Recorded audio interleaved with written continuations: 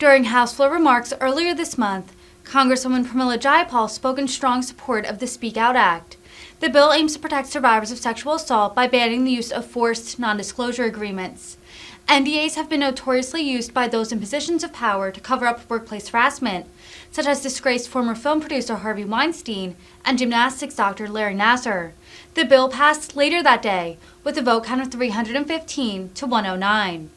Thank you, Madam Speaker. I rise in strong support of this bipartisan, bicameral Speak Out Act, and I want to thank Representative Lois Frankel for her leadership and the chairman.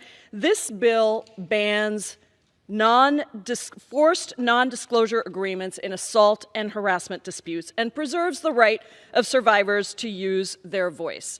Now, women across this country have been told for a long time what constitutes appropriate behavior, what constitutes sexual harassment, what doesn't. Well, let me tell you, it is time to let them speak up and shine a light on exactly what is happening.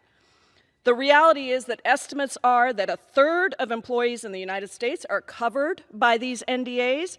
And last year, we heard stories of exactly this situation in the Judiciary Committee. Last year, Tatiana Spottiswoode bravely testified under the protection of a friendly subpoena about the harassment and abuse that she endured from her boss and former CEO, Zia Chisti. Previously, Tatiana had been bound by a gag order that silenced her and prevented accountability for her abuser.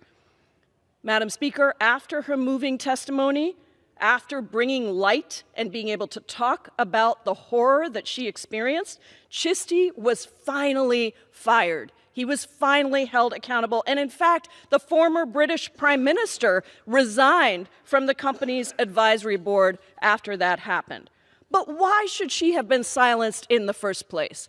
Why should she have been raped, or any other woman been raped and bound to silence because of a non-disclosure agreement that was forced in many cases in order for these women to be able to actually have employment? That is absolutely wrong. Why should women be forced to feel alone, feel like somehow this is their fault, somehow that they're crazy?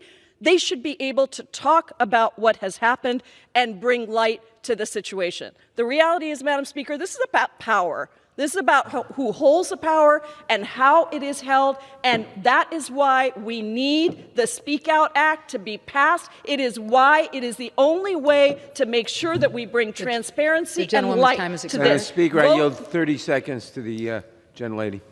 Thank you, Madam Speaker. Thank you, Mr. Chairman. For millions of survivors across the country who deserve to have their voices heard, vote yes on H.R. 8227, and I thank those people on the other side of the aisle who agree with us and know that this is the right thing to do. Thank you, Madam Speaker. I yield back.